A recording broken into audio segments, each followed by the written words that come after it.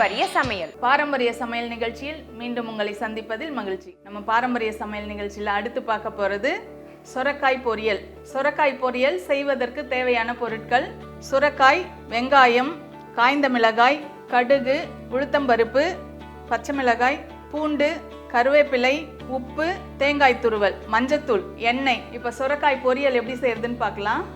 சுரைக்காயை நல்லா இந்த மாதிரி பொடியாக கட் பண்ணி வச்சுக்கோங்க. இந்த சுரைக்காயில் நிறைய சத்து இருக்குது. நம்மளுக்கு உடம்புக்கு தேவையான சத்துக்கள் எல்லாமே இந்த சுரைக்காயில் இருக்குது. இந்த சுரைக்காய் இந்த மாதிரி பொடியாக கட் பண்ணி வச்சுக்கோங்க. வெங்காயத்தையும் கட் பண்ணி வச்சுக்கோங்க. இப்போ அடுப்பில் கடாய் வச்சு தாளிச்சிக்கலாம். அடுப்பு பற்ற வச்சுட்டு எண்ணெய் ஊற்றிக்கோங்க. நல்லெண்ணெய் யூஸ் பண்ணுங்கள். நல்லெண்ணெய் ரொம்ப நல்லாயிருக்கும் இதுக்கு பொரியலுக்கு. இது நீர்க்காய். நம்மளுக்கு உடம்புல நீர் சத்து கம்மியாயிடுச்சுன்னா இந்த காய் நீங்கள் தொடர்ந்து எடுத்துகிட்டு வந்தீங்கன்னா நம்ம உடம்புல இருக்கிற நீரை இது பேலன்ஸ் பண்ணும்.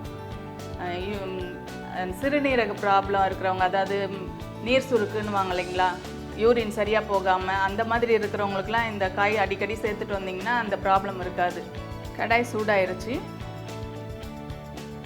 எண்ணெய் ஊற்றிக்கலாம்.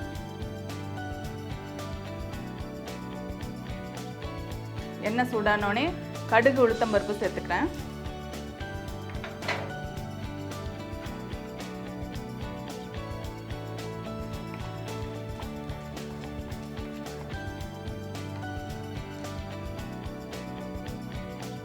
கடுகு வெடிக்கிற ஸ்டேஜில் நீங்கள் கடலைப்பருப்பு சேர்த்துக்கோங்க.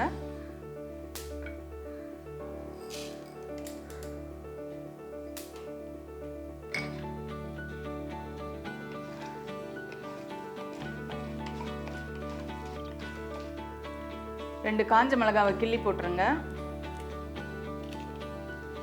ஒரு 6-7 பூண்டு பல்லை எடுத்து உரித்து நல்லா தட்டி வச்சுக்கோங்க. கொஞ்சம் கருவேப்பிலை எடுத்துக்கோங்க, அதையும் சேர்த்துக்கலாம்.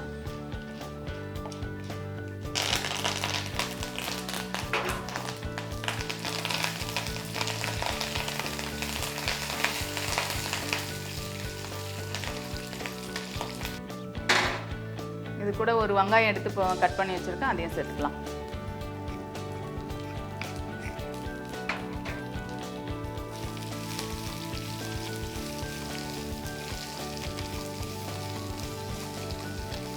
ரெண்டு பச்சை மிளகாவையும் கிள்ளி போட்டுக்கோங்க.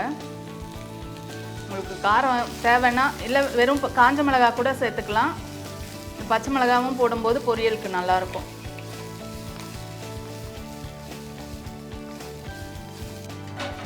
இது கூட நம்ம பொடியாக கட் பண்ணி வச்சுருக்க இந்த சுரைக்காயும் சேர்த்துக்கலாம்.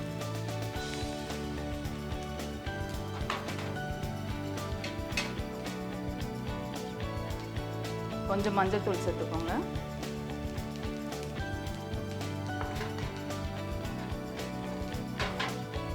தேவையான அளவு உப்பு.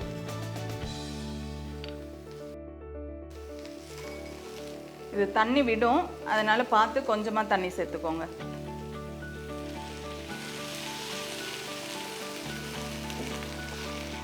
ஒரு மூடி போட்டு ஒரு 10 நிமிஷம் வேக வச்சோம்னா வெந்துடும். அந்த தண்ணியும் சுண்டிடும். 10 நிமிஷம் வேகட்டும்.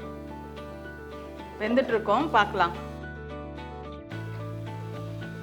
தண்ணி சுண்டிருச்சு. இன்னும் கொஞ்சம் தண்ணி இருக்குது. அது வற்றிட்ட பிறகு தேங்காய் ஊற்றிட்டு நம்ம இறக்கிற வேண்டியது தான். இது எல்லா சாதம், குழம்பு சாதம், தயிர் சாதம் எல்லாத்துக்கும் சாப்பிட்லாம். ரொம்ப டேஸ்ட்டாக இருக்கும். தேங்காவை போட்டுடலாம்.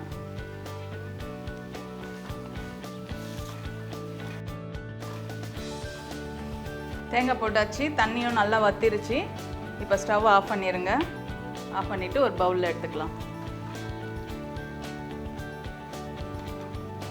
இதில் பூண்டு போட்டிருக்கோம். அந்த பூண்டுலாம் நம்ம வாயுவெல்லாம் எடுத்துரும். வாயு ப்ராப்ளம் இருந்தால் கூட அது சரி பண்ணிடும். நல்ல வாசனையாகவும் இருக்கும்.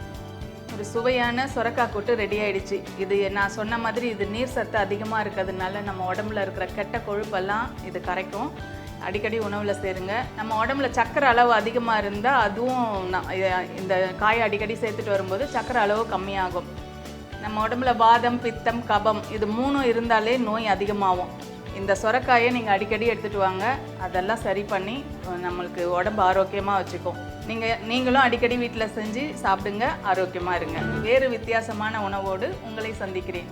அதுவரை உங்களிடமிருந்து விடைபெறுவது உங்கள் சசி செழியன். நன்றி, வணக்கம்.